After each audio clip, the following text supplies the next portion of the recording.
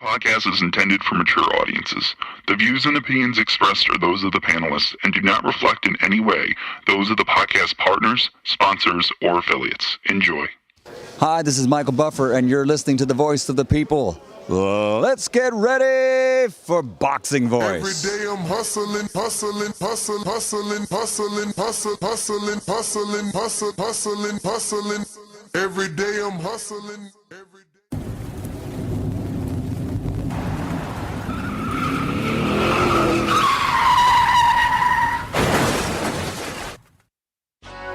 We have new video from a crash that sent welterweight boxing champion Errol Spence Jr. to the intensive care unit. The crash ejected the boxer, but miraculously, he is expected to be okay. TheBoxingVoice.com. It's been a miracle, and I'm a blessing from God that, I haven't had anything serious that would have had me out for a year or two, or just would have been, ending my career. That none of them guys wish that I wasn't back so fast, but I am back, and I want to fight the top names in the division. I have to ask you about your eye. We were all worried about you when you had to pull out of the Manny Pacquiao fight. I want to fight, so You could have got back. yeah, one eye. I got another eye, so. WBC and IBF welterweight champion of the world. That's why I sat back and I told people I didn't want to tune up fight. I've been getting a second chance at life, and I've been getting a third chance at boxing. Nobody's avoiding Terrence Crawford. It's big fish on this side too that, I gotta fry. Like I said, I'm gonna get these belts over here, then I'm gonna come take Terrence Crawford belt because I said I'm gonna be undisputed welterweight champion of the world. SDS Promotions. What up, what up, what up? Welcome back, ladies and gentlemen. Welcome back to another Sunday morning of the Boxing Voice Radio. Spontaneous one, and boy, do we have a hot one planned for you. The way it turns out, I'm just not sure. If it can go down the way it's intended, you guys are going to be in store for not only a long show, but a very, very entertaining one with some hot guests in the boxing world. But Ringwalk Danny joined alongside with me. Good morning, champ. How are you? Good morning, champ. How you feeling, brother? I'm good, man. Ready to get the show on the road. Or I was gonna say the Burning Inferno, right? Is it a Burning Inferno or the Towering Inferno? The Towering Inferno in the studio. I mean, this is what we dreamed about, or at least I did, big fight in Las Vegas, and to be able to have the winner and or someone that had anything to do with the fight in studio the very next day is ideal. So here we are. We will be having Sebastian Fundora, his father, trainer, in the building, as well as the promoter, Samson Lewickovic. And if all goes well, we'll even get the sister and an opportunity to speak to her, who's 6-0 with 3 KOs, climbing up the ranks. Obviously, it's our morning afterthoughts, man. You had the ability to go home after the fight and kind of think about it, man. What are your thoughts waking up? A lot to think about given all the fights this weekend, all the fights yesterday. It was a very entertaining night of fights on Showtime. Tony Harrison did a fantastic job, pulled out a fantastic victory. And the Sebastian Fundora, Erickson Lubin, to me, that is a early candidate for Fight of the Year. Lubin going down in round 2.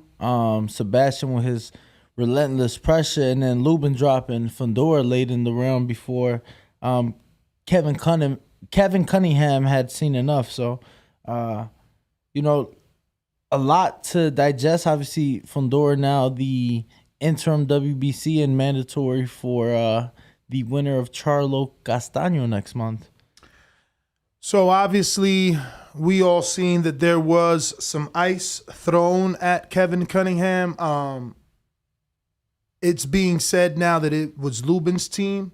There's different angles of the video. I believe Raging Babe posted some angles, or someone. It's in our pre-pro.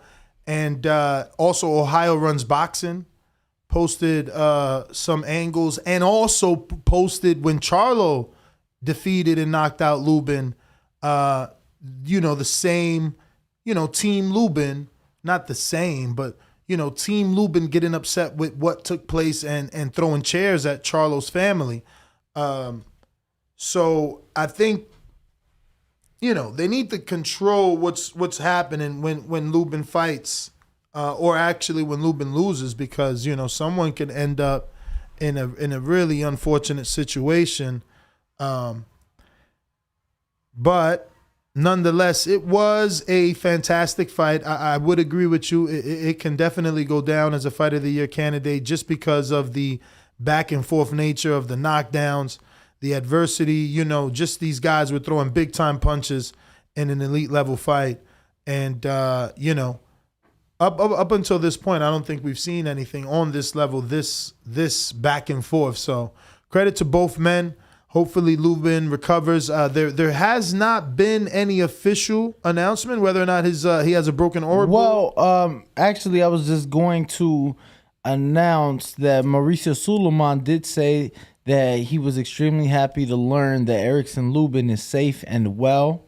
He acknowledged Lubin being a warrior with a huge heart who gave the world a sensational championship thriller against Sebastian Fundora. Congratulating them both. So Suleiman did not clarify whether or not there is any broken orbital or anything else for that matter on Lubin, but he did say that he is safe and well. So that obviously is what we would like to hear. That is, great news. So absolutely, man.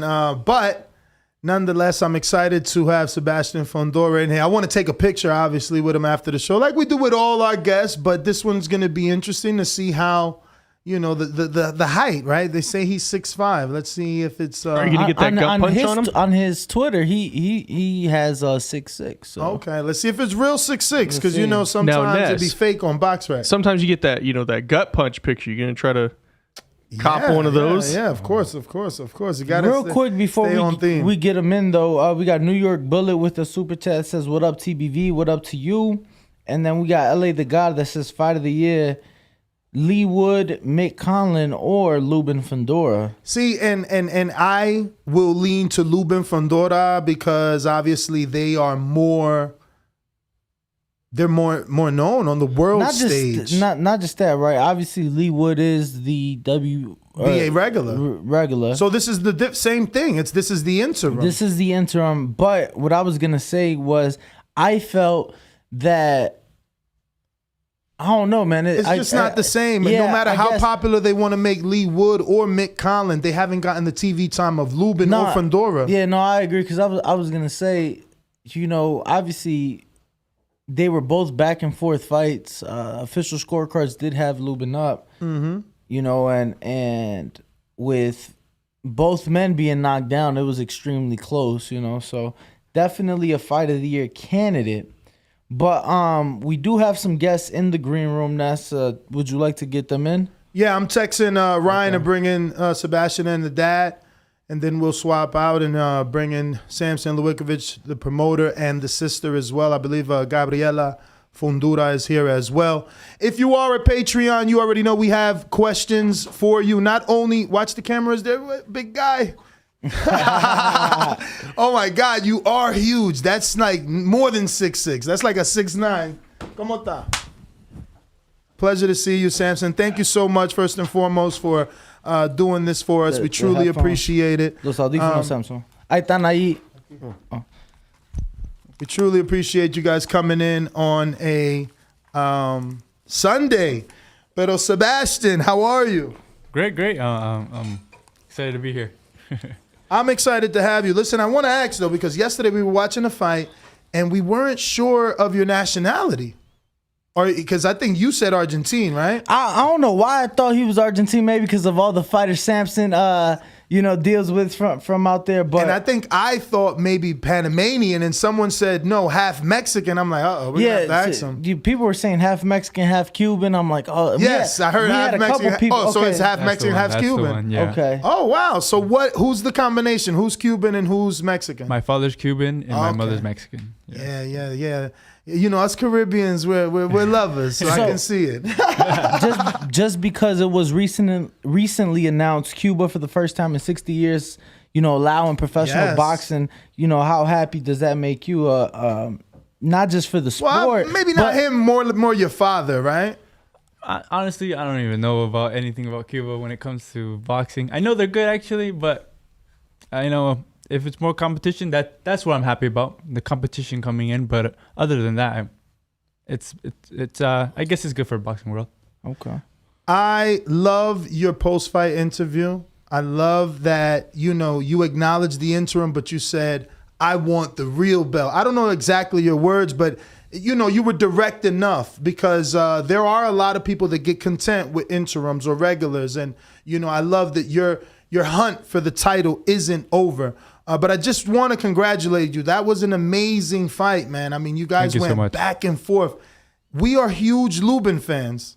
Like, huge Lubin fans. Like, I've driven 1,400 miles to see him in his camp before the first loss. And when he was signed to Tyson, they were in this studio fight week. So you really broke my heart because I had to pick him. I know him for so long. Yeah. I have to pick him. But, man, you impressed me. Your inside work. I mean, you would say this is your best performance? I think so. Everybody was saying this was going to be the hardest fight. So we got the job done. We got it in spectacular form. So, yeah, I would say this is my best performance. For you specifically, though, why? What did you think you did better than normal, or what was different about this fight that you could label it your best performance? It's just we proved a lot of people wrong. And that's just it helped me with my I guess ego or whatever. It just helped me more mentally. I didn't need it. I knew we were gonna do this. The whole team knew this was gonna happen, but it's nice to show everybody else. You knew you were gonna stop him. We knew we were gonna do it. We knew we could do it. Okay. What was going through your mind? Because obviously there was a lot of success with those uppercuts. And Erickson was trying to find ways to get on the inside, landing some body shots. When he came on late in the fight, and just walk us through it, because watching it, I thought you got knocked down. But in the post-fight interview, you were saying how you're like, all right, it's time for me to take a knee, and you did so. What was going through your mind, and how hurt were you during that moment? Yeah, it was a it was a knockdown. It's considered a knockdown with the knee. Yeah, when the glove touched the ground. But we took that knee. We took it on purpose. Because we were getting hit with a couple clean shots, and it's more than I liked. And I was like, you know what? I need to recollect myself. We took that knee. A few seconds left in the round, or were you confident, like, okay, I'm gonna make it to see the end of the round? And I didn't know what time it was in the round. I never look at the bell when I'm training. You shouldn't look at the bell, because then you just waiting for it to be finished, and that's like a loser mindset, But no, I knew. All I was thinking was recollect yourself and get back into the fight, and I did. I gotta ask, because I just had to get glasses because of old age. Are those prescriptions or reading? Full prescription? Full prescription. So are you near or farsighted? I think nearsighted. Okay. Yeah. I just had to ask. So watching this knockdown live, I wouldn't have known that you were still in the fight enough to realize, let me take a knee. I thought that was just, accumulation, a knockdown based on accumulation. To hear the post-fight, to go back and watch it, I actually can see it now. I know maybe some still question whether or not, you chose to take the knee, but I feel like after listening to the post-fight, rewatching it, you can see you take that knee, which makes you very mature and aware in the ring. And I just want to know, when did that start? Do you think that you picked that up this fight, or has your composure been always something that was with you throughout your career? Well, it's just like instinct, It's boxing instinct. Do you want to keep getting hurt, or do you want to survive this fight, or do you want to win? And I wanted to win. Whether it was taking a knee for a second and coming back in, that's fine. I'll take this round. I'll take this round off, I guess. I'll give him this round, but I'll come to the next round and I'll stop him in the next round. And we kind of did it. Not the next round, but the round after. So. Did you know that they brought in Jamonte Clark for sparring and to help them out in camp for this fight? I figured that out, I think, the week of the fight. So I was like, I couldn't care less. Jamonte Clark's not me. Tall southpaw, but he's not me. We don't fight the same. But you guys had that tight fight where some believe he deserved the win. Some people say that. I think I deserve the win, but it is what it is. We don't fight the same. He's a boxer. I'm more of a fighter, and it was a good, I guess, good camp for him to bring him in. But we're not the same fighter. Now, how long, Samson, has Sebastian been sanctioned by the WBC? What do you mean? How long has he been in their rankings? How long has he? But I would say over a year. Over a year. So, because obviously, when you win a fight of this caliber, the detractors show up, or the diehard fans of Lubin show up. So now there is a narrative that there wasn't drug testing for this fight. So I wanted to ask you, was there? Because this is a WBC fight. There was no drug testing, and I was asking for it the whole time. I'm fine. You could test me right now. They test me after the fight. They test me for pee and blood after the fight. But what good is that then? The fight already happened. Yeah, I'm ready to take a test whenever. Yeah, one of the media members, I seen him, and but that's his thing. I'm not going to say his name. I am going to have him in studio. I'm sure we'll bring it up. And, he's like, well, they had no drug testing, and Fundora didn't take off his gloves. Look at him. He's taking pictures with his gloves. So I'm a straight shooter, so I'd rather say it to you first before, it's on Twitter or in articles, and get your response right here in studio, just so that you do have to get in front of these kind of statements. You know what's funny? Me and my sister were laughing about it because when we went to wrap our hands, they watched us. Galarza came in. They being Galarza came in. Jason Galarza, the father. Yeah, the father came in. Galarza came in. Galarza for a long time. Yep. He came in. He watched us wrap our hands. Everything was fine. He touched the padding and everything. Then he watched us wrap our gloves on. And when they went to go wrap their gloves, we didn't send anybody because we trust them. Why would they cheat us? So why would we cheat them? Oh, of course, but it's boxing. We're professional. At this level, there's no reason to cheat. You're already up there. So the last one is, he's way too tall, too big to be making 154 naturally. Mm-hmm. They need to drug test him. 6'6", he shouldn't be fighting in that division. What type of drugs will make me diuretics? Diuretics help you lose weight. With this question right there, doesn't it show you that I don't know nothing about that crap? I mean, I hear you. Listen, I dream to be in this situation, to have a chair to give a champion the ability to answer these tough questions and be the one asking them. So, it's no ill will or anything like that. But, rather than let someone else ask you these questions, I want to find out myself and put it out there to the boxing world. So you are open to drug testing, and you were seeking it for this fight, you're saying? Yep. The last time, it didn't happen. Why, you believe? I don't know. We'll do the next fight. I was supposed to do it for the last fight too with Garcia, and we didn't do it. The only time we did VADA testing was with Coda. Wow, that's strange. I don't know. The other names are bigger than Coda. You would imagine, especially with this fight. I would imagine with this fight, but it didn't happen. We're open to it.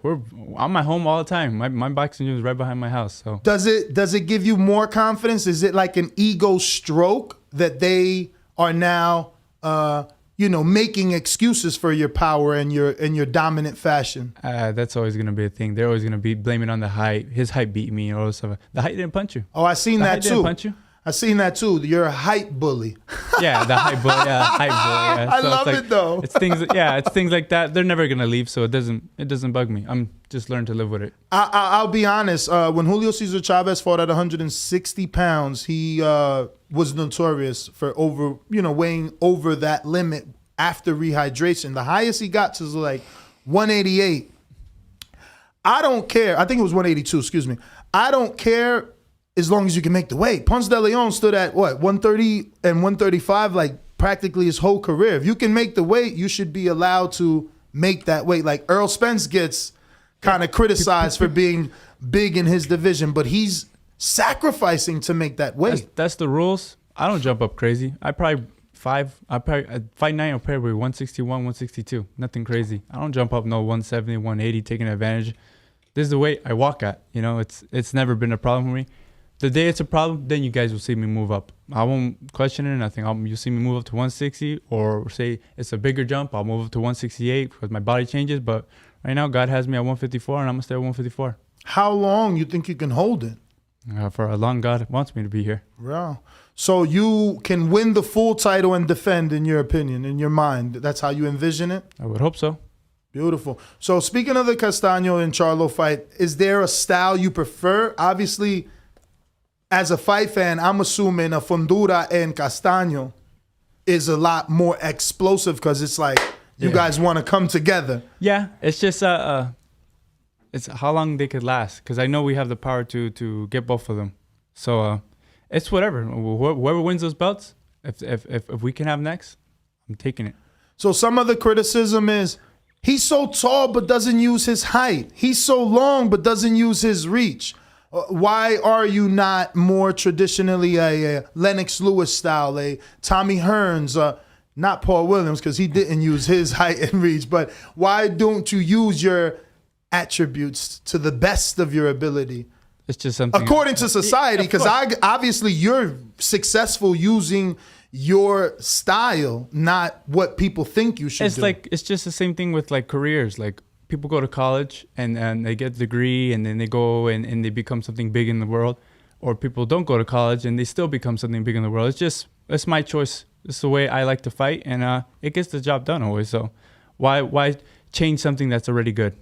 So you've always been a banger, in your opinion? Yeah, I trust my power. How many amateur fights did you have? I had over like 100. A lot of amateur. I've been boxing competing since I was 8 years old. Do you remember the amount of losses?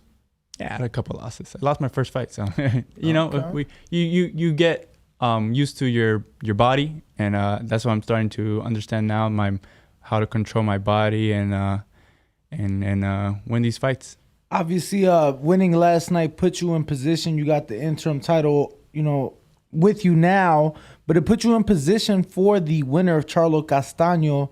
Stylistically, who do you think would be best for you, and how do you see the second fight play out between them? Thank you for doubling back. He didn't answer. Well, either way, either of them. I couldn't care less who wins. I'll fight whoever. I'll fight one, and then I'll fight the next one for the next fight. You know, whoever wins, I would want to fight next, obviously, because they would have the belts. But I couldn't care less who I fight. Would you make? I don't care if I have advantage in either or.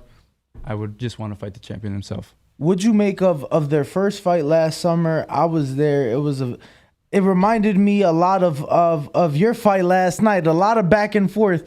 You know, one guy would do good, really good, in that same round it would turn back around. Similar to the round, you know, later on in the fight where you got knocked down. You were doing very well in that round. Just curious, what'd you make of that first fight, though?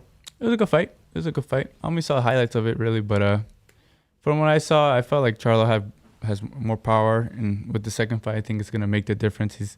All he has to do is catch him again, and he'll get the job done. But you know, Castaño, maybe he comes in more condition this time. Maybe he brings a little bit more dog out. He can get the job done too. So we'll see what happens.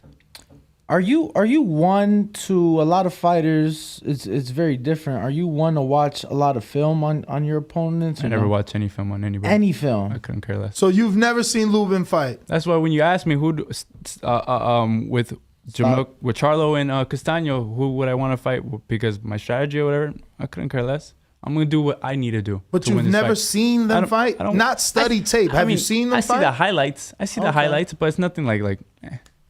So who watches film? My father. Okay. My father. And then we have a game plan. We always have a game plan for everything. We're not going there dumb, but we I'm not the one who does it. Yeah, no, I'm just asking. My father does everything. I just listen to him. We get done. Everybody does things differently, and that's why, because it's weird. Like, to me, when you say you don't watch film, I'm like, oh wow. But then we have other, you know, you're not the first fighter to say that, and then we have other fighters come in like, I just watched their last fight. You don't need to watch anything other than their last fight. I'm like, that's true. What if their last fight, the guy he's fighting has a different style? You know, so it's all these questions. It's all these questions. It takes two to tango. But you said you've been competing since 8. What got you into the sport? My family, my father, my older brother. My older brother was a professional fighter too before me. My father was a professional fighter. just watching them train made me want to join the sport and see what's it about. Have you ever sparred Benavidez, being as though that this great man next to me has also found David Benavidez and brought him to this sport? And you guys are just so tall, I figure. So you have. Yeah. We every time we spar him, we go up to Big Bear. We spar each other. It's good work. Great work. He's a great guy. You know? So what would you say if you had to put a number on the amount of rounds you've done with Benavidez? I've done 12 rounds straight with him. Total though, like throughout the time you've known him, or was it only one time, one camp? No, I think with 2 camps. Okay. The one he fought, I think it was Porky. Medina? Medina. And then when he fought, what was his last fight? Who did he fight last? Oh, that was the bubble fight. No. That was down here. It was a last minute replacement. Who was it? Davis. Not the Colombia, no? Davis.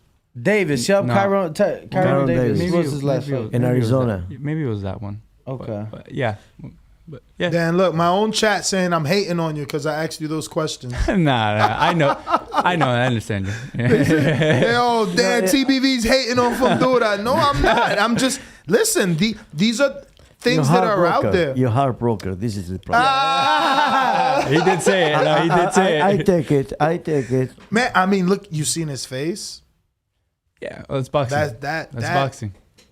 We get punched. Yeah, but it's gonna be historical because it's a few faces that ended up like that. You know, you got like Hasim Rahman, but that was a headbutt. You know, oh my God, Tio looked bad too. You seen Tio after the Gambosis fight? Yeah, but that was just more cuts, if anything. Yeah. I hope, man. I hope that there's no orbital bone damage there. Well, I saw him in the lobby. I saw Lubin in the lobby. We shook my hand. We knew each other for a long time, so you know it's business in the ring. But once they get out, it's no reason to hold any animosity. There seem to be people in the stands, seemingly, apparently from Lubin's side, but that were upset with the stoppage. Specifically, Coach Kevin Cunningham stopping the fight. Did you think that was the right, or do you think it should have been stopped sooner? Like, what were your thoughts? No, going into that last round, I saw his face. His face was swollen up a little bit. I was wondering if he could see out of those eyes. And him calling that after coming back to the round, it was the right choice. I think it was. I was surprised, and Nestor and I said it watching the fight. We were both surprised that they didn't get a doctor to look at him at any point. I saw that round too.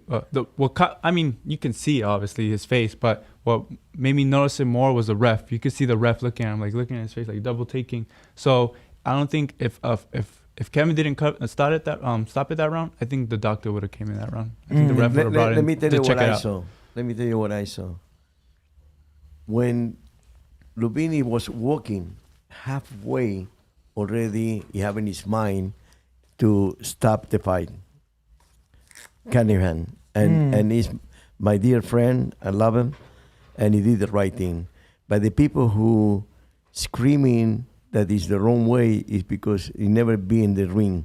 Yeah. So I'm glad you brought that up. Do you guys know that they threw ice at Cunningham for stopping the fight? Yeah, that's uncalled for. They let the coach do his thing. Who threw it?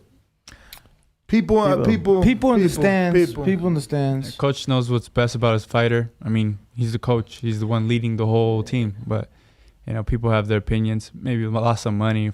For all we know, it's more emotional if anything. But he saved Lubin. He did save Lubin. He needed that.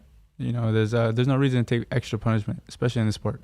And Cunningham, honestly, is one of the best trainers in this moment. Mm-hmm. And I give him all the credit. And it's very hard because I know how much he loves Lubin. But I believe that he saved his career. So all these people that he throw ice, which I didn't know, shame of him. Shame of each one of them. Samson, you're the only one that can answer this because I know it's going to come up. Lubin has been in 4, maybe this is maybe the 5th eliminator. So obviously now that he lost, people are going to say, why did Lubin have to have so many eliminators? Do you know why? Well, let me put it this way. I don't believe he have a 4 or 5. I believe it's only 2. With this one being the 2nd or the 3rd? This is my 4th eliminator. What? This is my 4th eliminator, yep. This is my 3rd WBC eliminator. Wow. Yeah. Why? Explain. Teach us. Okay. No, the situation is like that. When you have a great champion, so the sanction bodies, you want to have the best challenger. Mm-hmm. And it got eliminated because the TV like it too, and the people like it. So it's an elimination, knowing, like an example, he did Fundora an elimination in WBA, but he went for the WBC, whatever it was the best for him and what he hoped or loved. So I believe the sanction body, when you do elimination, is very good for the public. Oh, yeah. But you're very close to be a champion anyway. So, and now respecting of the next fight for Sebastian, I can tell you that it will be 4 sanction bodies that each one you have already a mandatory. So how you choose out of 4 the mandatory? Like well, isn't there an order? I've interviewed Mauricio Suleiman, and each sanctioning body takes a turn. I would have thought it was who got there first, right? That's what I would have thought. What do you mean by that? By like was Sue's the WBO mandatory, right? Mm-hmm. Well, he got there before me, no? I just now became the WBC mandatory, so that's why I would have thought. That's what I thought. I believe that the winner will be with is Zoom, the Australian fighter. They're gonna go Zoom because, next. Yeah, because it's 2 years number one. And, so look, I need to keep a young. But don't you think you won the bigger fight though? I mean, he beat Terrell Gausha, who Lubin already beat. Yeah, but it's just like I guess he's in line first, right? He just got there first. It is what it is. Man, how old are you? 24. Pretty mature, patient guy, man. Look, it's not. I mean, 4 eliminators, and you still are like, he got there first. It's like, wow, okay. No, I'll have my time. You know what it is? It's not a needy fighter. It's an example for all the fighters that he live in his house. He doesn't go to parties, doesn't drink, doesn't smoke, doesn't do nothing that many champs doing. Doesn't have too many friends, but the friends that he have is the right ones. But how many champions that he have hundreds of friends, when he lose, even his soul doesn't follow him.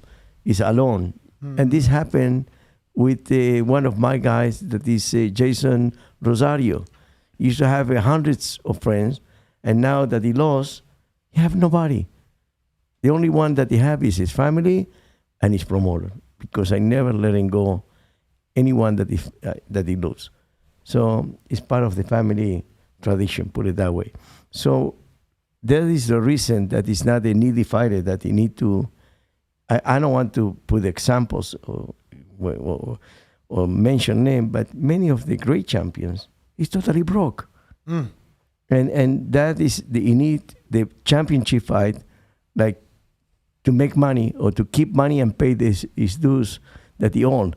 The other one is David Benavidez. He doesn't need Canelo because doesn't spend the money with friends. Invest his money. So when anybody say everybody want a paycheck, David Benavidez doesn't give a shit about the money. He told me that. And exactly the same thing is with Fundora. What he want is to be busy. And when it comes his turn, this is what happened. A knockout. So we have some questions from the people, but I actually have one more for you. I think it was yesterday, before the fight, people were making pics on Twitter. I don't know if you know Michelle Rosado.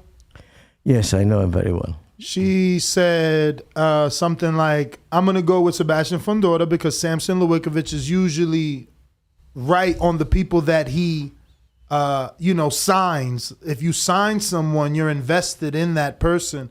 And most of your guys have become champions. Have they all become champions?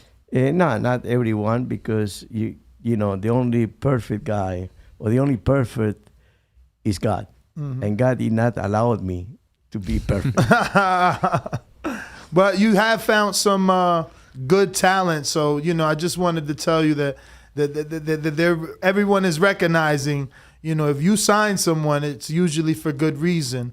Where did you find Fundora? Well, or how did you find him? If I need to give him credit to his father, I need to tell you the story. Oh, tell me. The father, he called me so many times. Mm-hmm. And I say, you know what? I saw the picture of your son. He's so fragile. I cannot spend my Demasiado money. flaco. I'm very, I'm so happy that he proved me wrong.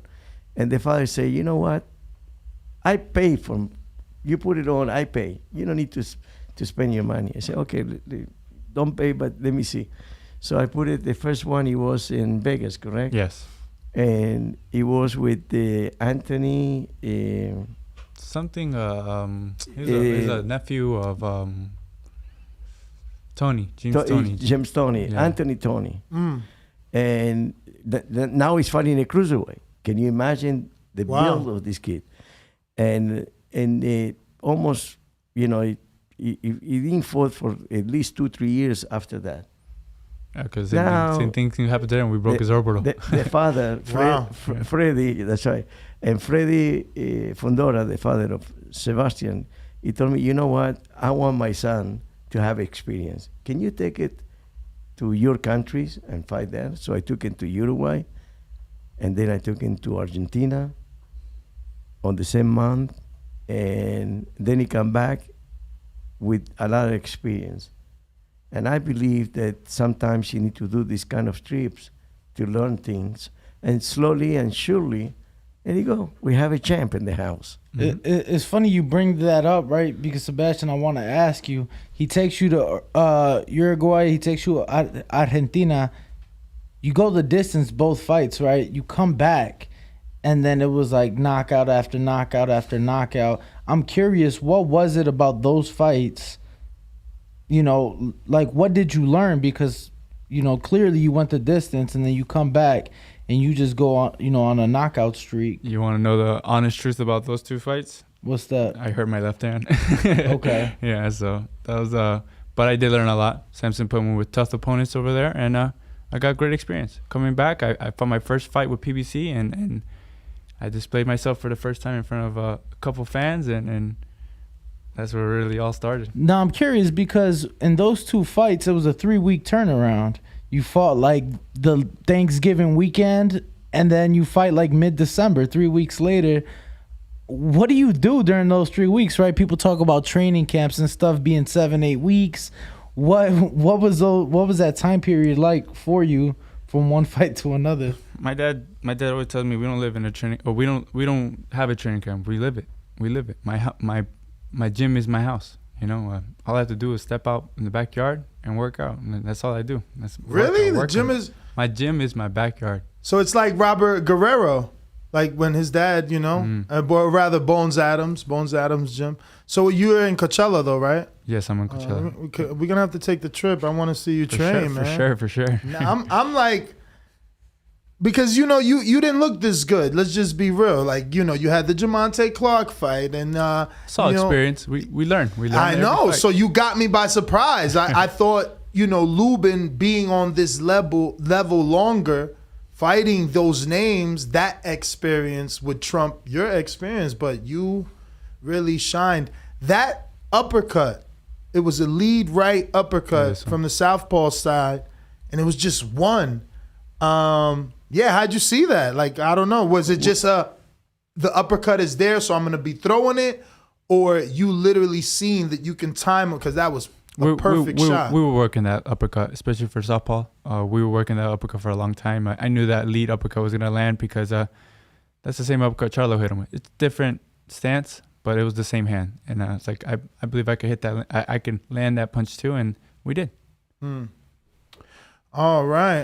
But by the way, I need to add something very important. Mm-hmm. The father sent Sebastian by himself without the father because he said he want to let him learn something new. And not too many fathers, because jealousy, he will do that. And that I give him the enormous credit. That can you imagine he was 19 years old, to let him go and see. Well, happened to be that the father trusts me.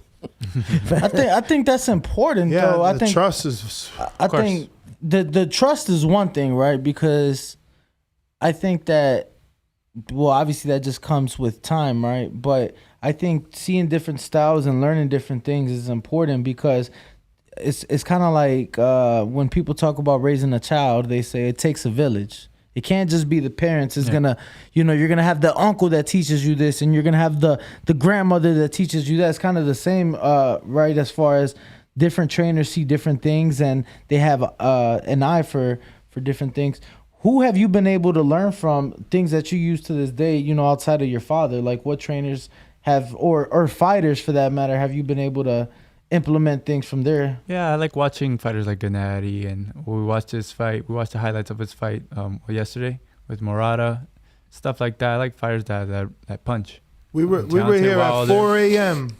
to watch that live for our audience. And call that We're fight. Degenerates, bro. We love the sport. No, boxing's life, man. I know. Life. So, I still got a lot of questions from the people. I'll let you get to that. This the last from me, I guess. Based off the highlights, I'm curious now because obviously Gennady has a trilogy with Canelo ahead of him. Should Canelo come out safe and victorious in May, how do you see the third fight playing out? I love Gennady. I'm gonna go with Gennady, but what? Yeah, it's just he's a friend. You're never getting in that Canelo camp now. He's not gonna spar you. That's fine. Canelo's out. Canelo's pound for pound. You can't deny that. He didn't call you for the Campbell fight?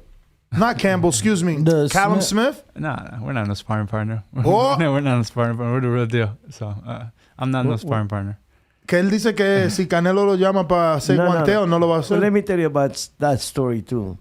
Eddie Reynoso, he called me once and he said, can I bring David Benavides to spar? When? What year?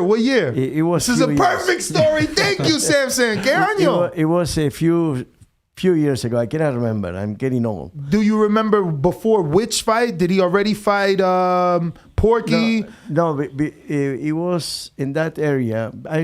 Before that. Before the Porky Medina fight. So I say, you know what? I'm sorry, you're my friend, Eddie, but I will not recommend you to fight. To spar with David Benavides. It would hurt him. And that, I believe, I make the biggest mistake of my life. So you think based off that conversation that it's kind of steered their attention away from David? Not really. I believe that Canelo would fight anyone. But Eddie Reynoso, he want to keep his fighters safe. And he have all the rights. I try to do the same thing with all my champions, So, as a promoter, that is the problem too in boxing. The promoter try to save his fighter to danger when he doesn't need it. So did you save David Benavides from Caleb Plant? Oh, I love the fight. But did you save David Benavides from Caleb Plant 2 years ago? No. This he was when they both was champions and Plant kept saying he wanted it, but that it was you. No. What I say to when I heard the story of his daughter, may he rest in peace, and all that, my heart is a grandfather, he blew up. And I told him, look, this is not the time. I want to save him. You terrible. So basically he's saying he didn't give him the fight so that he could make some money? No, because he was no money to make. Because he have only few fights. But that's what I'm saying. You didn't want Benavides to give him a loss. So you wanted him to go ahead and make some money? Because, that is the truth. And now, maybe it can happen. Maybe in September, October, it can be the fight that everybody wants to see. And I know, I believe he can go to a pay-per-view. Well, there's a lot of back and forth that the father, Jose, and obviously David are saying that Caleb Plant turned down an offer. Has there been true negotiations this year for a fight with David Benavides and Caleb Plant? Look, I never forgot. I was in the gym when he went through the hands. I hate to say that he hate each other, but it really is something personal, and it be a great fight. Not like this one. I don't believe nobody can. This year he can do a fight like Sebastian Fundora and Lubin. You think this is fight of the year? Oh yeah, definitely. What about Lee Wood, Mick Conlan? Nah. Whoa. Really? That was a crazy knockout, and it was but from behind too. That was the fight that was like last round he got knocked out. Yeah, And he kind of went out the and ring. he was winning like the whole fight. Yeah. But it was a different. But And it was a WBA regular, which that is an interim, kind of the Same. Yeah. Same. Yeah, but no, it'd be a great fight with Plan. But again, I tried to save because I was, emotional.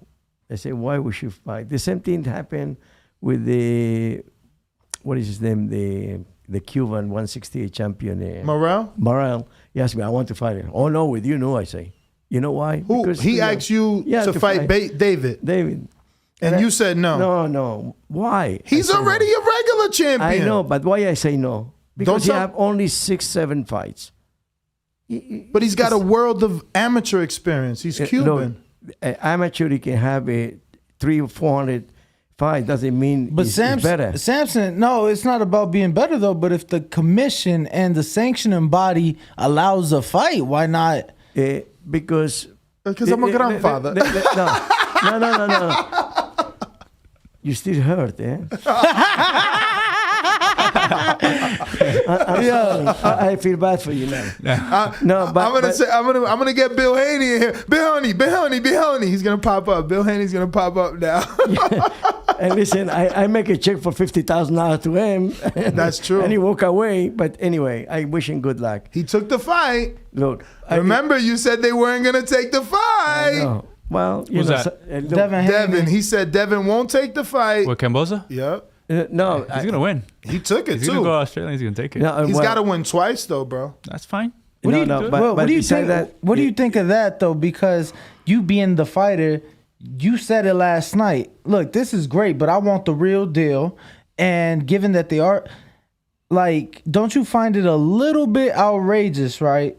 And we're just gonna use Castaño because he's not from America. No, use Tim Tszyu. Tim Tszyu wins. You gotta fight him twice in Australia. Well, no, or Tim Tszyu, but I'm just saying, you know what I'm saying? Like Devin's WBC champion. You gotta go out there twice, Samson. You gotta go to Australia twice. I beat you once. I gotta come. They should have bought him a house out there too. Well, you know what?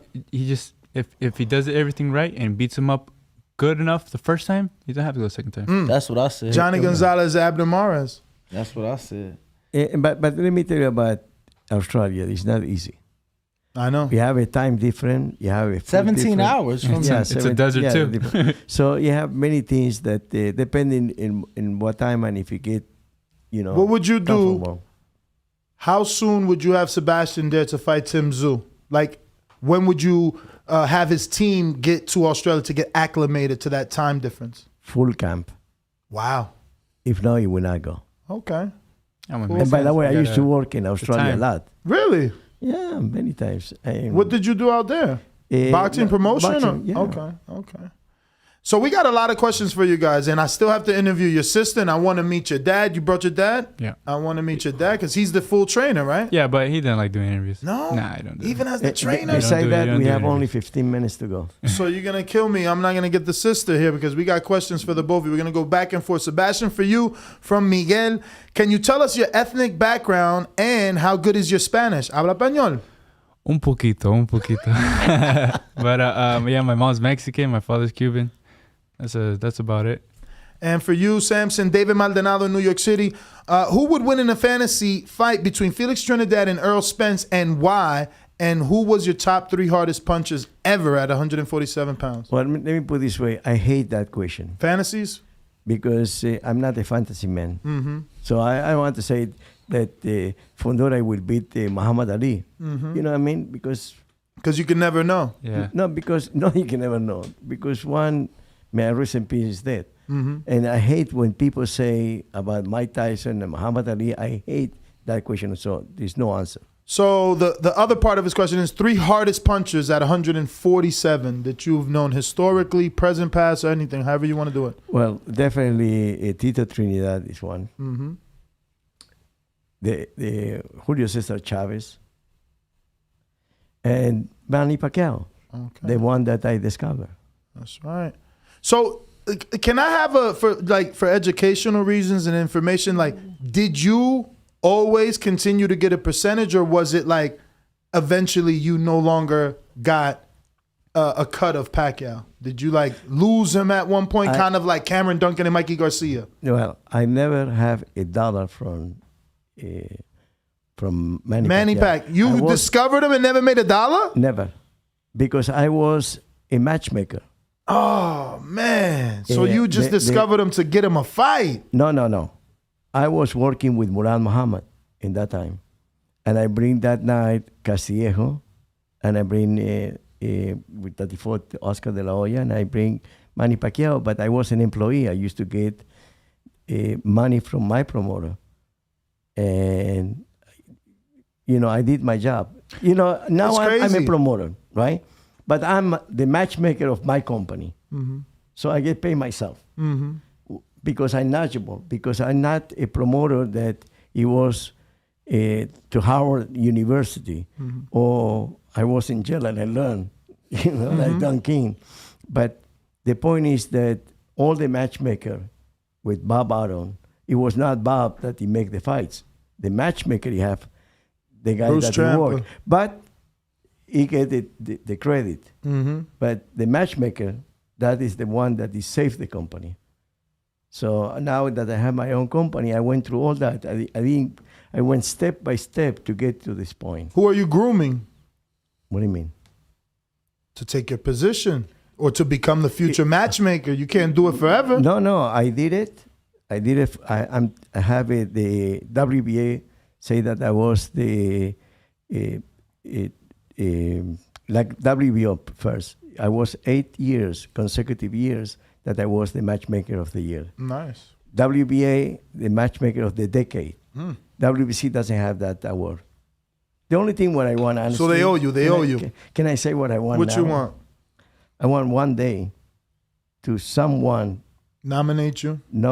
I'm nominated for the Hall of Fame, but I believe that I deserve it. Promoter of the year. No promoter of the year. I deserve it to be in the Hall of Fame. In the Hall of Fame because I got the really new blood for the boxing world.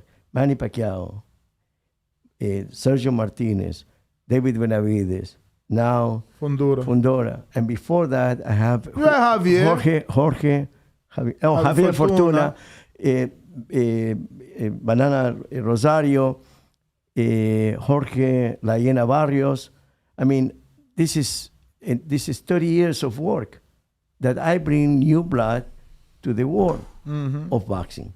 So I believe that I deserve it. But, I hope so that I don't get that award when I see him from upstairs. Oh, yeah. You want your flowers now. Absolutely, so, man. I know we got questions, but I'm just curious because you said Canelo's pound for pound. Another guy considered very close to the top of that list. A lot of people have him atop that list is Terrence Crawford. Did you see his comment that he had regarding? Yeah. Well, what'd you make of that? What comment? Video game. It's like a video game. He said that Fundora is a cheat code. He says he's the type of character you make on fight night and you boost with sliders up in his height and a smaller weight class. It's been teased for him to go up to 154. And given that he is a welterweight champ, he would be in line, for a title. Can I give you the answer here for this question? Can you just say, well, I heard Crawford wanted to come up to 54. Tell him, come test the waters with me before he sees Jamel Charlo. No, and let me put it this way. I want to see him walk in Fifth Avenue if anybody recognize him. So now we're doing the popularity contest. That's correct, because you know what? He's a great champion, but nobody cared for him.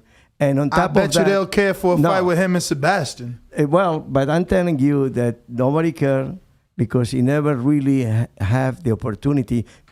Yeah, and especially when the lawsuit that he have now, he put in shame all boxing because. Whoa! Look, he's putting shame? Yes, because you're not supposed to sue the guy who gave him the opportunity to be a champion like Bob Arum. Bob Arum is. It's not like my best friend because I sue each other. We sue each other. Wait. So isn't that hypocritical? I know, Bob, that they have a hair of any discrimination. But Samson, did you just hear what you said? You said you're not supposed to sue someone. No, I know. To be fair, he did say the boxer and the promoter, not the promoter. He did say that. No. I say I sue Bob Arum. And he sues you. And he sued me. But the boxer shouldn't sue him. No. But the boxer to sue him for discrimination when he given the opportunity to be and he to have he the feels money. he was held back. No, he was not. He never got the Pacquiao fight. Pacquiao was over there. One second. Mayweather, he had the same situation with Bob. What he did, he said, thank you very much. Let me do it myself. But this guy is not capable to do it by himself. He needs to sue somebody. And that is wrong. Well, maybe he's just bitter because look, he also remember that there's reports. It's almost 6 months. You have no promoter. You know why? Because no one's interested. No one. He thinks that he worth millions. Well, there's rumors he's going to PBC, 2-fight deal. Okay, good luck to him. See what happens. So you don't think he's going to PBC? Doesn't pay the minute that we spend now to talk about it. Wow. and you have 10 minutes. Okay. We got for Sebastian Lidslow in Decatur, Georgia. Congrats to you on the win. My question is, how did you get the strength and focus to get back up and finish the fight after taking a knee? It's the condition. All I had to do is regroup for a second. We do sparring. I don't have no minute break in sparring. We have the 30 seconds break, and like all I need is like 10 seconds, 5 seconds to recover. I'm ready to go. 3-minute rounds? 4-minute rounds. 4-minute rounds. There you go. Lidslow, Decatur, Georgia, same person for you, Samson. He says, I have to ask, because the way you were smiling at the weigh-in and when you were between the fighters, did you know or had a feeling Fundora was going to win? 100%. The only thing I don't like to bet. Because you got to that start is betting. illegal. No, I cannot. It's legal here. No, but not in the eyes of the Lord. On your fighters. It's not. I mean, tell your brother to bet for you. No, I will not do that. He said, no. He said, no. I'll be like this, Danny, go put that money. Terrible. Yo, for you, because we got 9 minutes now. Let's see, we got Sebastian, we got Ruin of 504 New Orleans. He says, what do you say to the people that think you need to use your reach and height more instead of fighting on the inside? You answered that. You don't got to go back. We talked about that, so we'll get to the next one for you. Dual Ingram and Compton's. Since you were towering, you literally have unlimited potential to move up weight classes. Which class which class does your career end? Excuse me. So how far you think you go up? Honestly, I don't know. I don't know right now. I still walk at this weight, so right now we're gonna be right here. And if God wants me to move up to heavyweight, we'll move up to heeweight. But right now, Anthony Joshua, you next. Yeah, right. By the way, you asked me for 147 to try once. How long ago was that? Last week. Yeah, I made 152 this last weigh-in, so I could do it. It's just I don't need to, There's no reason to go. So I mean, Ugas Spence winner, you wouldn't make 147? Oh yeah, if I get a fight like that.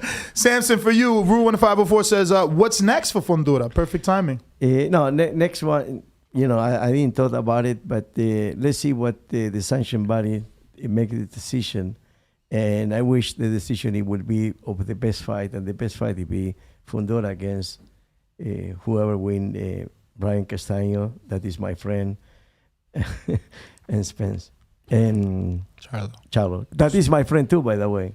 He want to, actually, this true story, he told me, Samson, why we not do a join together business? Oh, yeah? So, wow. Both brothers. I love it. New York Billy says, great fight, champ. It was a war. I had money on you, so thank you so much. Respect. Who are some of the fighters you looked up to or that inspired you to box? My father, first off. He's the one who made me want to box. I watch Marquez. I used to watch Marquez a lot, especially with the fights with Pacquiao. Those are great fights right there. And fights like that, I just like to see people bang and people get knocked out. It's like seeing slam dunks and goals and all that stuff. Touchdowns. You want to see stuff like that. You want to see a knockout. Dual Ingram and Compton for Lewikovic. He says, you've been around the sport a long time. Lubin took a beating just like many other fighters before him. Can you speak on some issues you see with fighters medically, physically, and mentally after their careers? I think the general public thinks it's okay to steal from fighters by streaming when they don't realize what they go through later in life.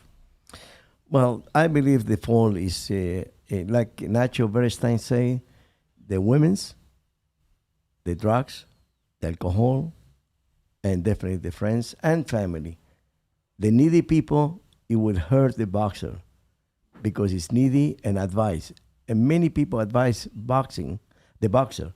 And he never was in the ring, he never have a champion, but he knows and he's very smart to say what he's supposed to do and how bad is your promoter or management or whatever. That is the poison that boxers have. So you think Canelo's poisonous? Because he sued his promoter in Oscar De La Hoya. Sure did. You get what I'm saying? And then once he left Oscar De La Hoya, he went back to the zone. He became undisputed in 11 months. Samson, that doesn't sound too poisonous to me. That sounds. No, or do you think the situation was different with him and Oscar? He did it kind of like a Mayweather way. Yeah, where he exactly. Remember he mentioned the Mayweather way, like I'm not talking crap about Terrence Crawford, but there's. Well, he didn't sue his promoter. He just got out of the contract. Yeah. I don't think did he sue for money? Absolutely for gain. Yeah. Absolutely, but it was what his contract was worth. But they didn't have to pay it out. No, they didn't pay it out. But he got out of the contract. But exactly. What I'm saying is, we don't know. I mean, Bob hasn't paid anything out, or we don't know what's gonna come of that. What I'm saying is, the action was there. The action was the same. Yeah. Terrence, a pound for pound fighter, sues Bob. Canelo, a pound for pound fighter, sued Oscar. That's all I'm saying. I mean, I always look at it like relationships, right? We don't know lo problema entre marido y mujer. I got Alejandro Vega who says, what does your diet consist of in and out of camp? I eat whatever. I do eat whatever. I'm not eating like McDonald's every day while I'm in camp, but if I wanted to, I could, and my weight wouldn't be a problem. My favorite meal to eat out of camp is go to In-N-Out. Eat a 4x4. What? Yeah. I love In-N-Out. Free advertising. I love In-N-Out. Shout out. All right. For Samson, we got Brandon Lenz in Houston. He says, what's up? This is actually for Sebastian. He says, what's up, Sebastian? Thanks for coming on the show. Would you mind sending a shout out to your biggest supporter here in the TBV community? His name is King Born. He's from Brooklyn. He's been telling everybody about the Spider Crab Sebastian Fundora since forever.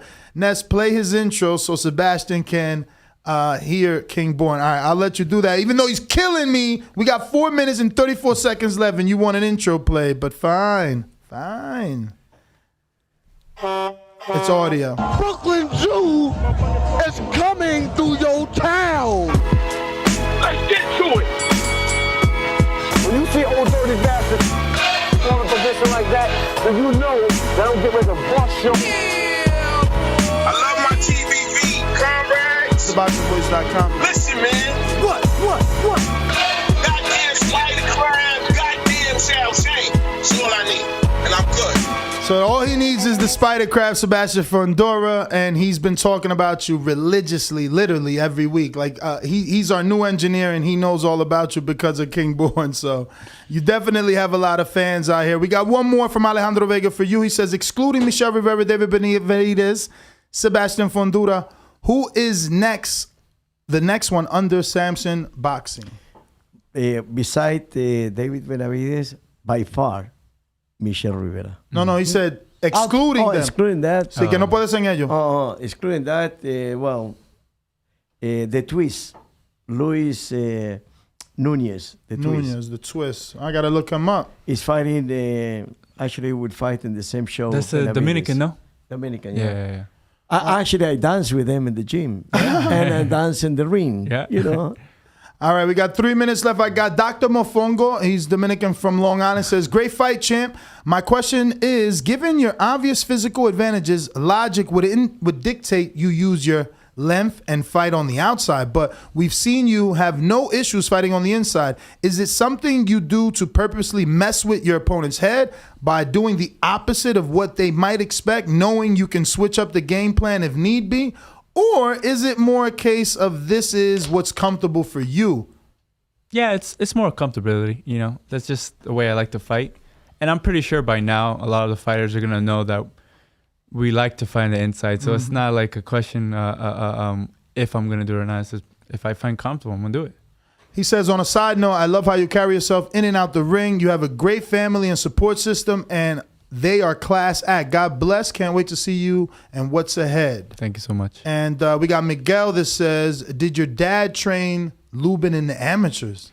My dad did not train Lubin amateurs, but he did take him to a couple tournaments. You guys ever heard of Silver Gloves? Yeah. We took him to the regional Silver Gloves. He would come with us. He would travel with my family, and he's a great guy. He's a great guy. What, so that was before he met Jason? Who? Galarza, the trainer. No. The older trainer. Florida, 'Cause now- all Florida people. Yeah. Okay. All Florida people. Oh, so you're from Florida? I was born in Florida, yes. West What Palm part? Beach. West Palm. Oh, that's where Kevin Cunningham had his first gym. I have a house in Florida in Sarasota. Oh, yeah? Yeah. So we got Sosa Smith that says, I feel you can go all the way to heavyweight when your body matures like Roy did, 154 to heavyweight title. Do you feel like your power will carry up? I think so. Yeah, Wow. I think I could do that. Definitely. I just have to put on the mask, I guess, right? All right, I think that's it. I know that you guys have a brunch schedule, so I want to just thank you once again for coming on the show, the both of you. I know this is something definitely hard to do right after the fight, so we really appreciate you guys. We're gonna go ahead and take a quick intermission to take these pictures with Sebastian. We're gonna see how tall he is next to Ness. You know.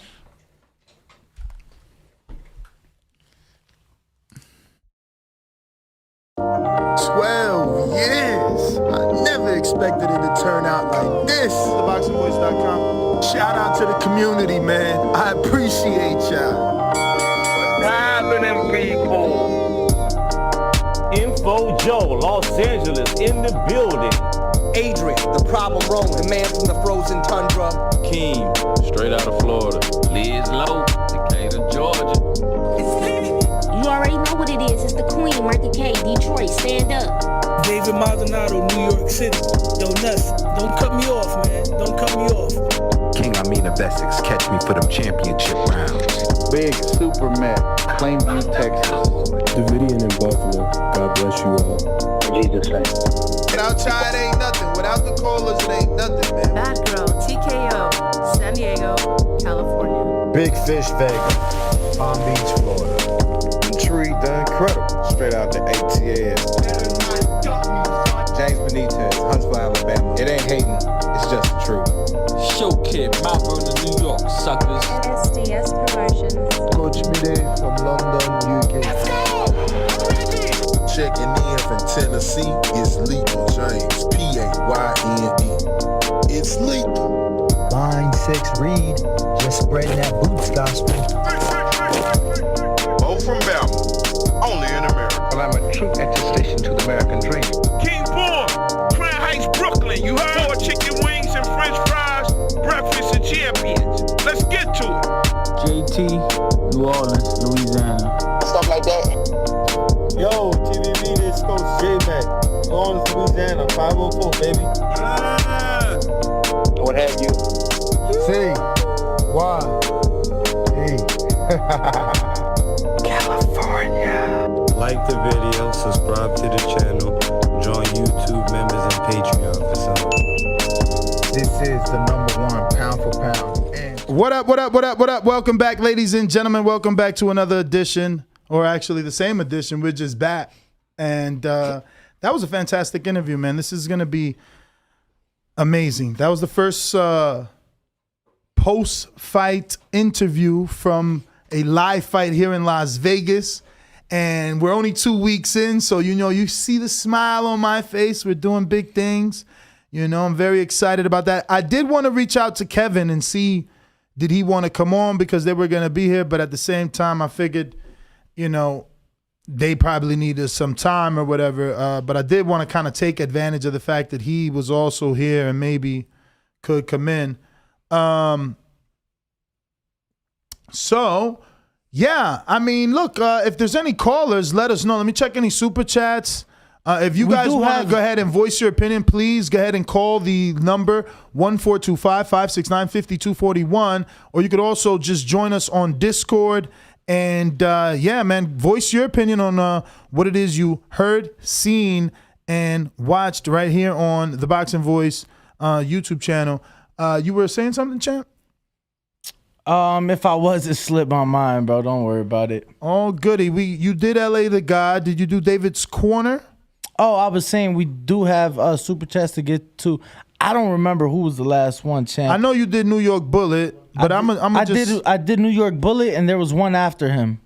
And LA to God, you did. Yes. David Corner, Boxing Brother, says, will Fundora ever make use of the 80-inch reach advantage? Laughing out loud. I mean, I don't know that it matters if you're like getting a job done.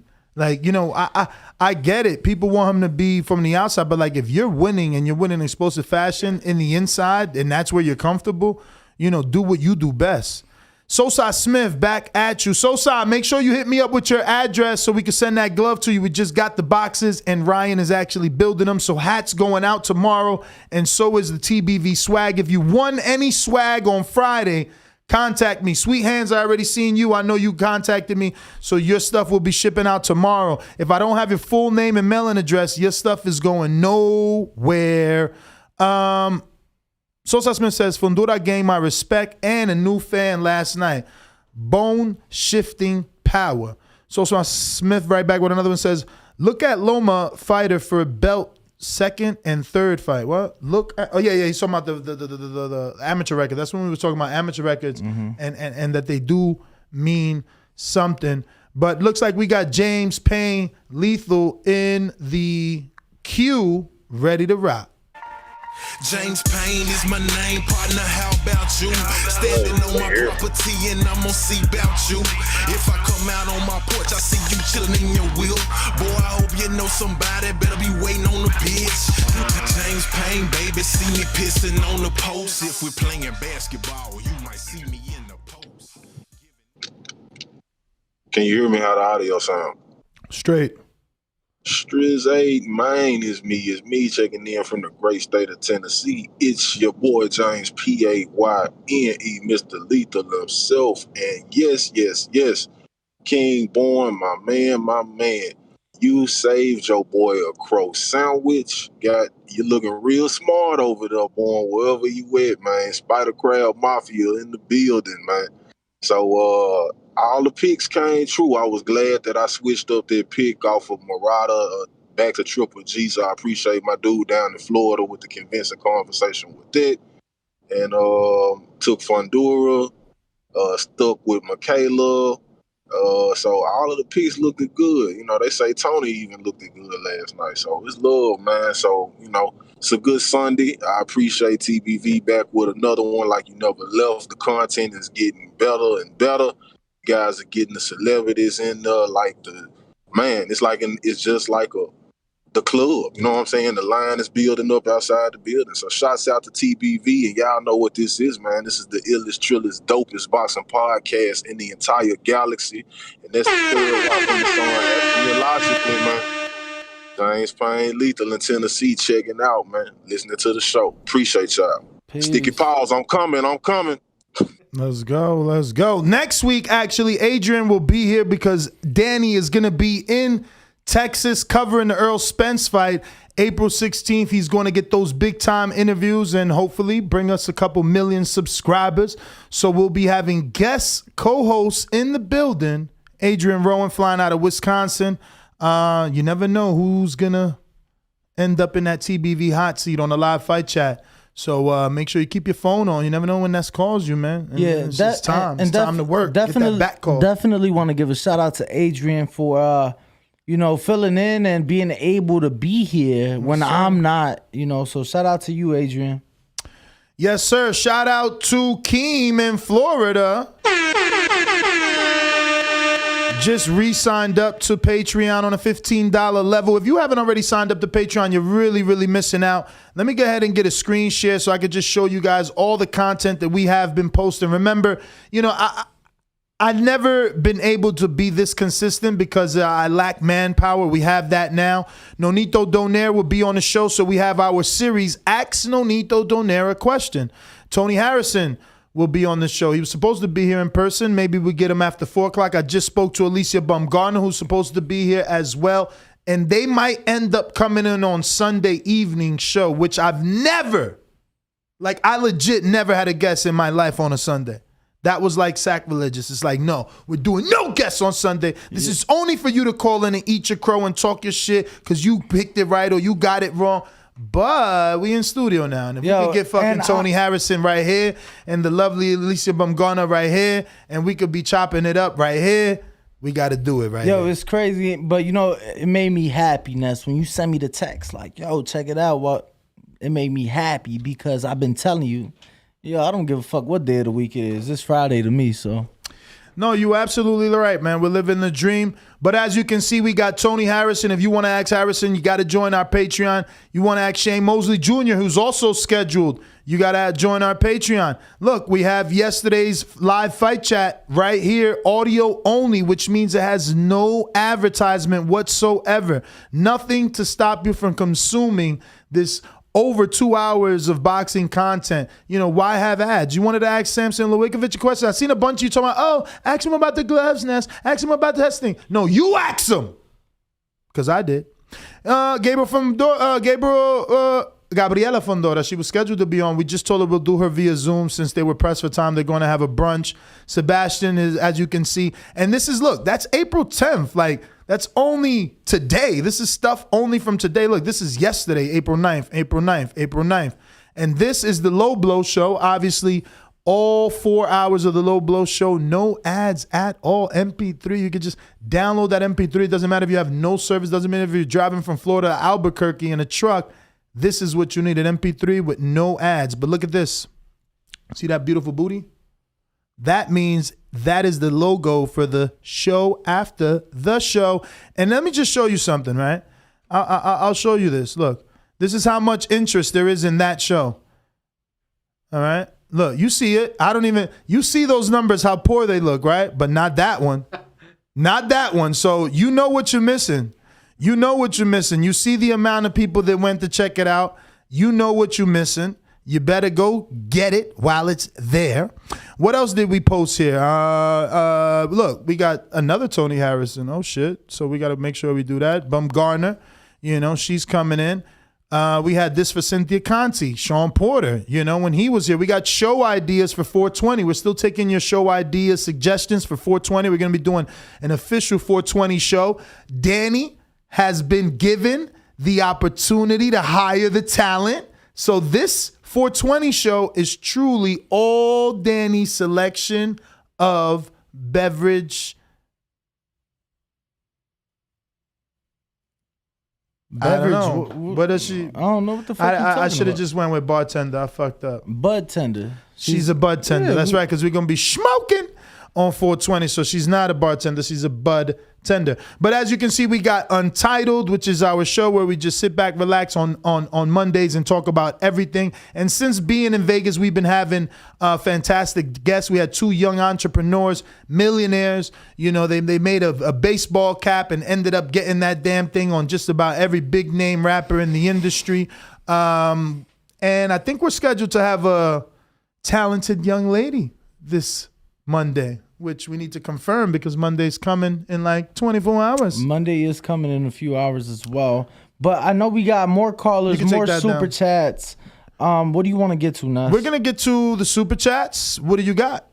Well, I don't know if you're all caught up. I stopped at both Sosa Smiths. I'm refreshing. And next up looks like it is Julio Lopez. This says... But Canelo sued Oscar once he got with Eddie. He had 4 fights in a year. That's true. Brandon Lenz in Houston says, shout out to Samson for saving Canelo from Benavidez. Ignorant Boxing says, so Eddie protecting Canelo, but he didn't want Benavidez to fight Plant when he was a champion. And Morrell asked to fight Benavidez, but he said no.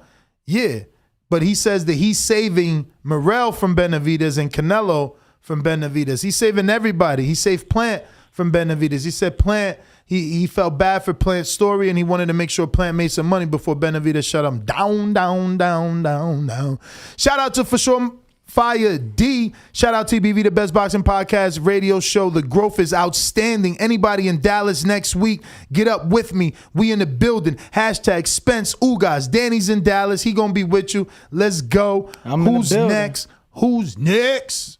Is that A-Side Stainless? It sure is. A-Side Stainless, what is up? Red belt, black belt, WO and green. I'm king. Undisputed GOAT, TBE. And you can catch the news first on TBV. Voice of the people now let me speak. Scientists of the sweet, B-O-X-I-N-G. Yo, TBV, what's good? What up, what up, what up?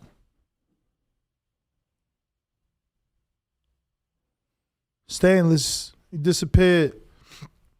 I got somebody trying to call me while I'm on TBV, so they just got rejected. Talk about last night's fights, man. You talking about a cat whose feelings was hurt. Shout out Kane Bourne. He been saying Sebastian the Lobster from the Little Mermaid. Fundora is the truth, and I guess he coming closer to having that be fruition. I'm still not a believer, but my man can box. You know what I'm saying? I don't like the way that he uses his length and everything, but we all had the same criticisms of Wilder. You know what I'm saying? And he did what he did, so I guess I just have to stand back and watch the show. Great night of fights, man. Triple G did his thing. I was happy to see that.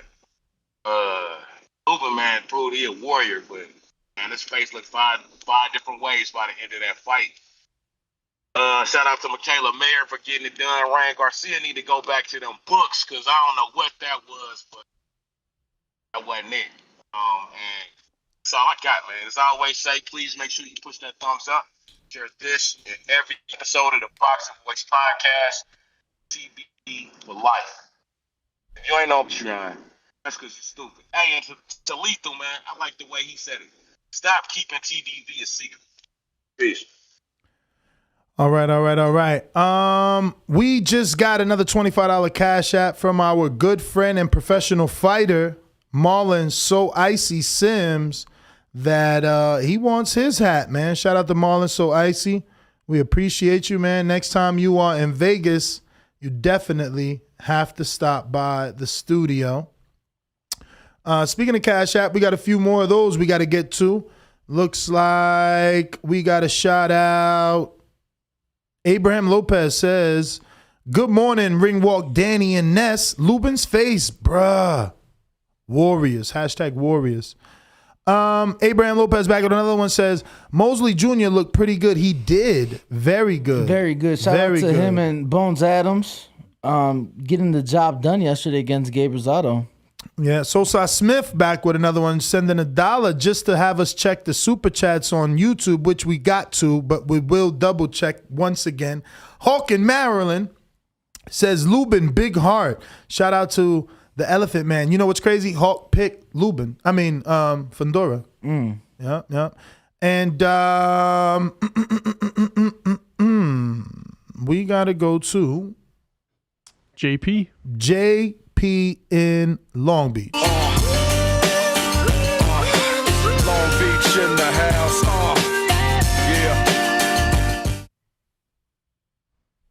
Yeah. Morning, fellas. Morning. Buenos dias. Hey, man. Tony the Tiger looked sharp, disciplined. I knew it'd be a tough fight because I knew Garcia bring that pressure all night long. But, the question was, would Tony be able to, maintain his discipline? And he did. The jab was devastating. I just need to see more right hands, a little more of an offensive attack from Tony. And I think Tony will get right back in the mix. Fundora, is almost my new favorite fighter. He's my man crush for 2022 right now. I love him. Shit, man. But I want to open y'all mind up to one thing. When we think of a tall fighter, why do we automatically think, well, he needs to maintain distance, right? Because that's just what we normally think about a tall fighter and with range. So be far away and have this distance. So the shorter guy. But have you ever thought about a guy, let's say a Isaac Cruz? What if Isaac Cruz was 6, but that's style? You're breaking up a little bit. Oh, shit. You don't got me? We got you. It's like chopping up every now and then. Okay. So what if Isaac Cruz was 6'6", but that's still his style?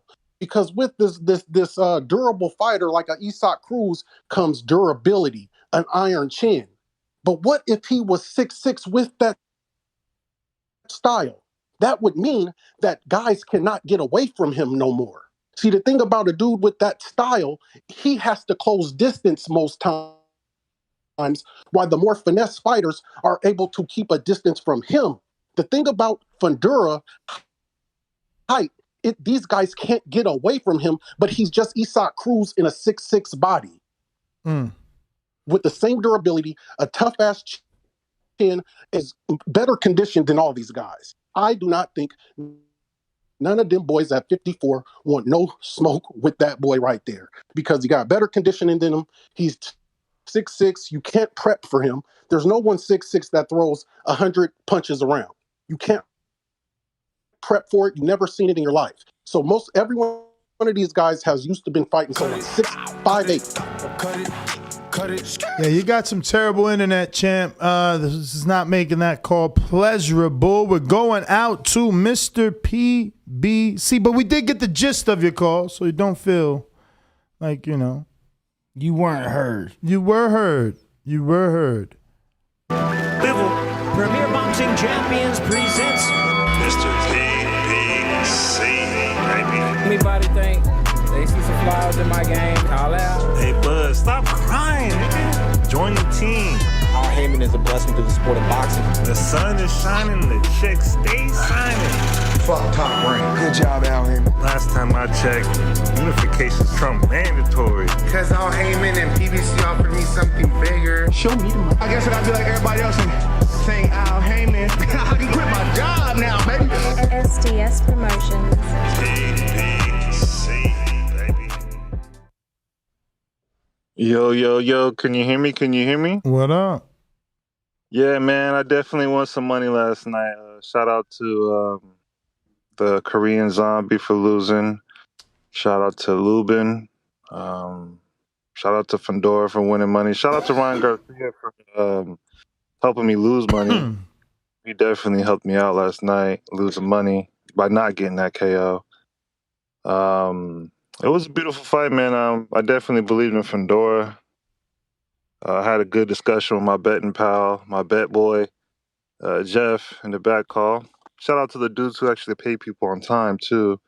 There's a few people out there, I'm not going to say no names. I should, though. I definitely should. You should. Say their name, man.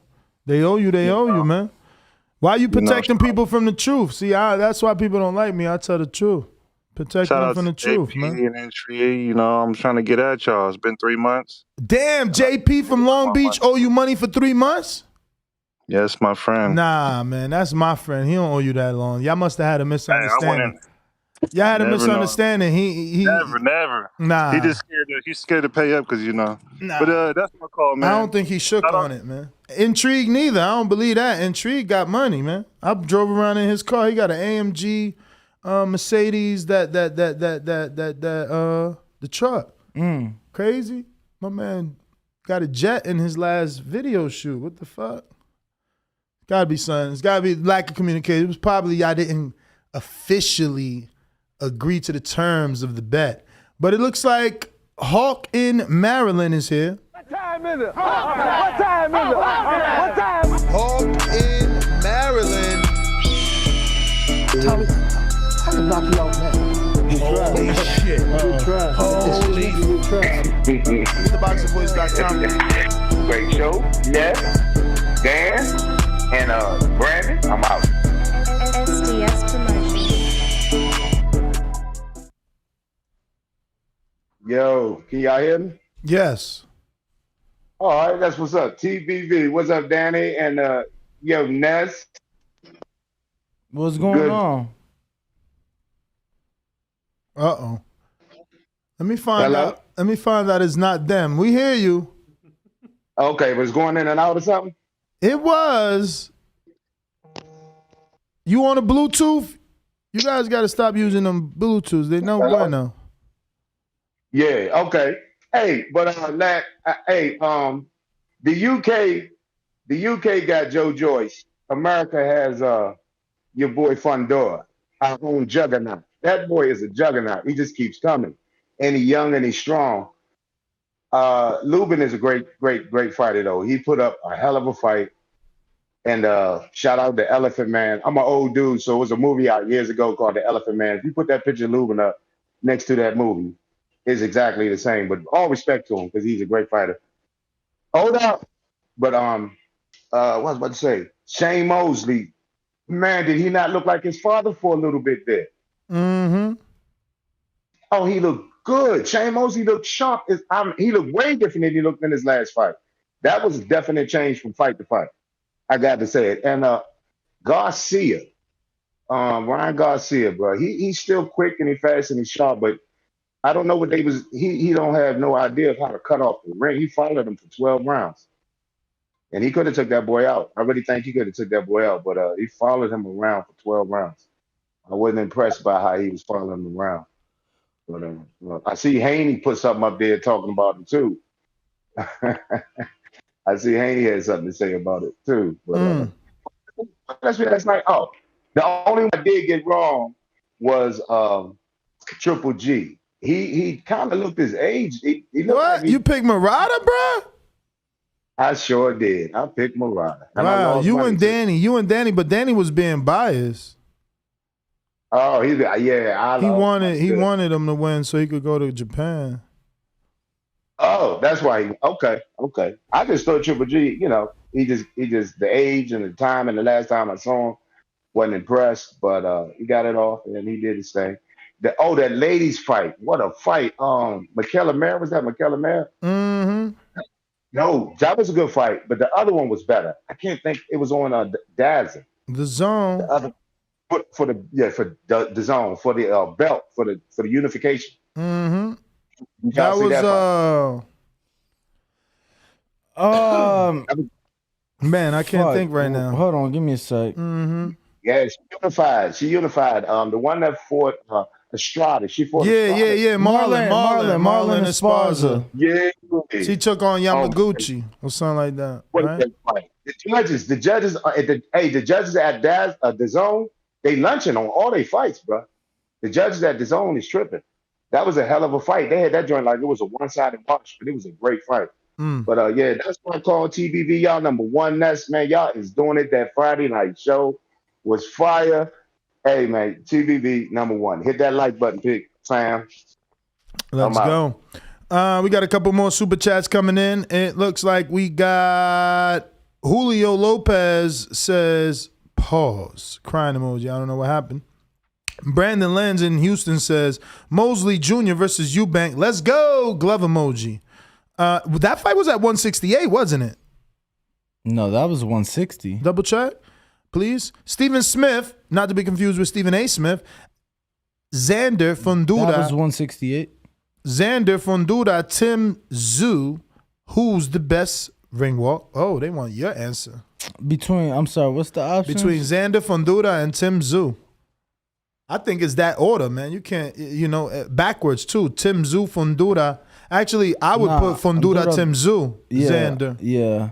And simply just because of, competition. Competition, like who they beat. Tim Zhu, Sebastian Fundora, they have, proven more than Xander has. So yeah, I would bump Xander after Tim Zhu. So Fundora, Tim Zhu, Xander, and it's all based on experience, all based on what you've accomplished. We got pound for pound sports entertainment that says Spence versus Fundora next at 154. If no Bud next, watch. What do you think about that? Spence versus Fundora. I mean, that sounds good. You heard what he said. He'll take it. It's sad. It's actually sad to hear Samson. Like, we'll never get Crawford in that mix. Like, he made it seem like wait on it. But he was wrong about Haney on multiple things. Wrong about Haney not taking a fight. Wrong about Haney not being able to make 135. So we'll see if Terrence still ends up signing to the PBC. We got pound for pound sports entertainment that says Spence versus Fundora. You said that. Yes. You said that. I did. You totally said that. We got another one. Stephen Smith saying Tim Zhu, which is not how you spell his last name. I know. Versus Harrison, who wins next? I seen that. He said Zhu. Tim Zhu versus Harrison?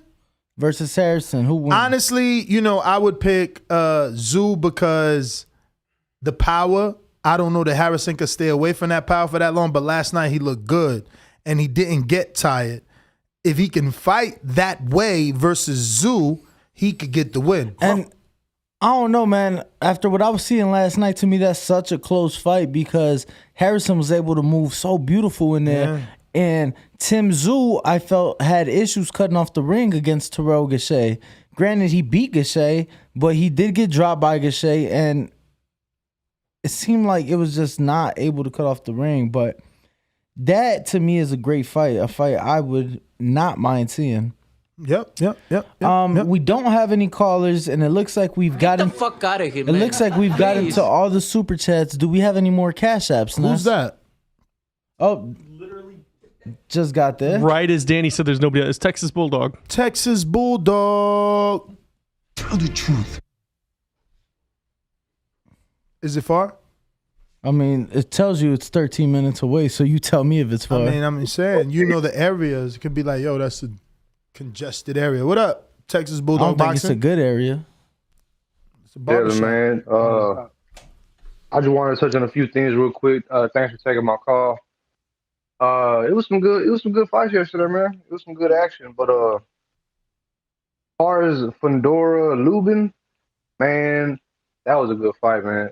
I ain't gonna lie, at 154 pounds, Fundora is a problem. He's really like a puzzle that you got to figure out when you're in there with him, but he don't give you room to do it, and he's bringing the fight to you the whole time. I like Fundora. He's a very, I don't know, it's an odd style to try to overcome. Definitely a very odd style. Man, imagine all those uppercuts coming at you from somebody that tall. Who do you give? Who do you think gives him the toughest fight at 54?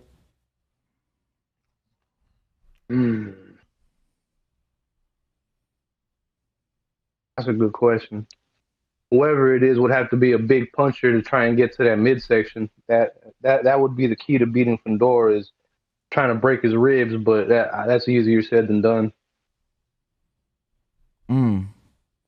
Definitely easier said than done, but go ahead. I'm sorry. Yeah, man.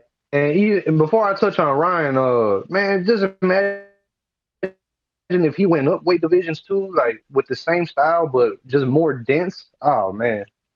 That's crazy, bro. I like Fundora, but as far as Ryan, after yesterday, I think Ryan knew that he couldn't really say too much. You know, he gave a lot of criticism on other people's fights, and, you know, he went 12 rounds with To-Go, and, you know, To-Go is not really on that elite level, so Pitbull Cruz might have been too much for Ryan, and I think at the moment he's he's not ready for Tank, man.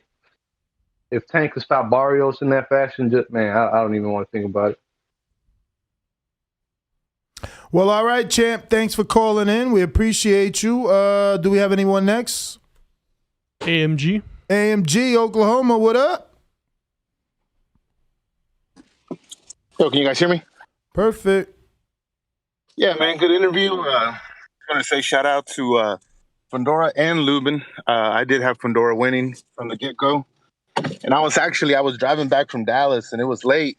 I was rewatching the fight, but it hadn't been spoiled, right? I stayed off of social media. And I'm watching the fight at the gas station making a coffee. And then Lubin puts him down. And I'm not yelling, right? But I'm like, oh shit, he just went down. And you got like people looking at me all crazy and shit. Also wanted to note on, Ryan Garcia, yes, he has speed. Yes, he has power. But I think that's literally it, man. His stance is fucked, in my opinion. He's always like leaning back with keeps his legs straight. Dude has a long ass neck, chin still up in the air. I don't think he's learned nothing, dude. I feel like when he steps up with someone that's throwing back, he's going to get clipped for sure. So I don't see him beating any of the top guys. And, and then that's bullshit what Lewickovic is saying. He's saying that I guess he's saving everybody from his fighters. Yeah. He's saving everybody from the killer. From the killer. Yeah, I ain't seen nobody on the ground twitching after a Benavidez fight. They all walk out of the ring just fine. Well, except for Porky Medina, I guess. But other than that, yeah, he's bullshitting. I want to see that Morrell-Benavidez fight, and of course the Canelo fight too.